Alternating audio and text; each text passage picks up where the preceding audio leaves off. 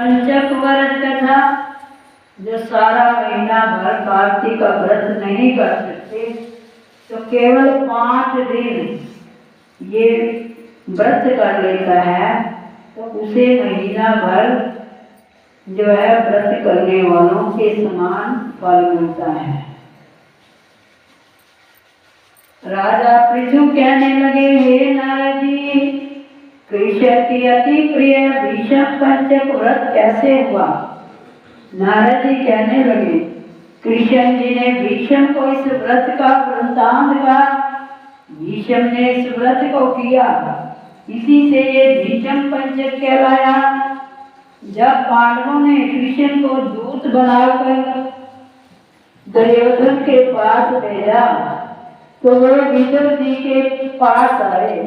विदुर जी ने उनका बड़ा स्वागत किया, क्योंकि भगवान तो प्रेम से प्रसन्न होते हैं। दान शूर व वीरता को ये नहीं देखते, भगवान धन को नहीं देखते, वो केवल प्रेम देखते हैं। जिस भगवान के इशारे से सारा संसार निर्मित पोषित है, अंत में नाश को प्राप्त होता है, वही भगवान पांडवों के लिए, अपने भक्तों के लिए जो है कौरवों के पास दूत बनकर गए थे। भीष्म जी का आगमन सुनकर श्री कृष्ण जी खड़े होकर नमस्कार किया और अपने आसन पर बैठ कुशल क्षेम पूछने लगे।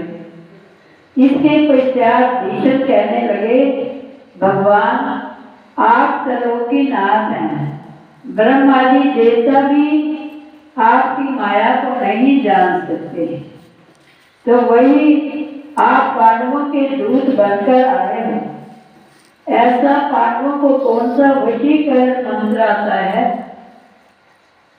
अब भीष्म पितामह ने कहा कि आप पांडवों के दूत बनकर आए हो, और उनके पास ऐसा कौन सा वशीकरण मंत्र है जिसके कारण आप ही उनके दूत बनकर आए पांडवों के?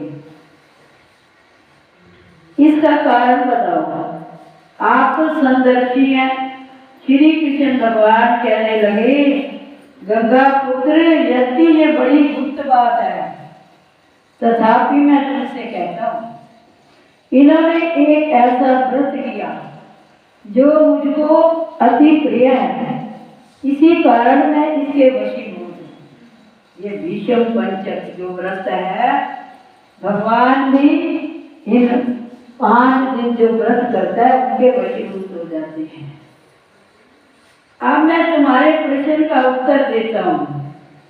पूर्व काल में उज्जैन नगरी में 5 ब्राह्मण थे, जिनके नाम कवि, शुचि, छंद, दंत, हंस थे।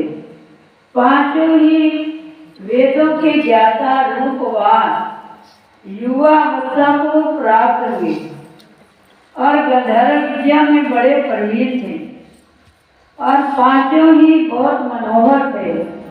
मथुरापुरी में सुधीर नाम के राजा के पास आए। संगीत कला में निपुण होने के कारण उन्होंने राज सभा में जाने की इच्छा की। 4 दिन तक उपवास करते रहे। फिर उन्होंने एक मनुष्य को राजा का वरदान पूछा। उसने कहा, राजा, एक कदंबरी नाम की स्त्री है, संगीत विद्या में निपुण, राग और कण से अति प्रवीण है, नाचने में अद्वितीय, रूप यौवन में मनोहर है। प्रतिदिन राजा के सामने एकांत में नाचती व गाती है। ऐसा सुनकर जहाँ पर नृत्य ताल का शब्द होता था, उस स्थान के समीप जाकर खड़े हो गए। राजा के पास आने जाने वालों के पास जाकर कहने लगे, बड़े दुख की बात है, राजा के पास कोई नृत्य कला को जानने वाला नहीं। तार के ढीले हैं, तार बराबर नहीं है, बाजे में नृत्य शुद्धि नहीं है। इसी प्रकार ये बातें सुनकर राजा को किसी से वरदान सुनाया। राजा ने पांचों को जहाँ कदमरी का नृत्य हो रहा था बुलाया। वहां जाकर राजा को आशीर्वाद देकर बैठ गए। कदमरी ने उनको संगीत कुशल जानकर विशेष नृत्य किया। जब उसने चक्कर से ताल दिया, ब्राह्मण से रोकी गई। चक्कर छोड़ा, यथा योग्य ताल दिया, चक्कर खंडित नहीं हुआ। इस पर कदमरी का रूप गुण देकर पांचों उस पर मोहित हो गए। कदमरी भी उनका रूप गुण देख उन पर मोहित हो गई। राजा के उठने पर ब्राह्मण दुखी तो बाहर आया। कदमरी भी उदासीन हो पड़ गई।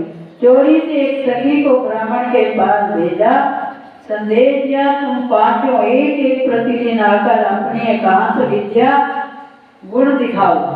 यमुना के तट पर एक लता सहित अनंत नामक तीर्थ है, वहां पर पांचों और वीणा राग की कुशलता दिखाऊंगी।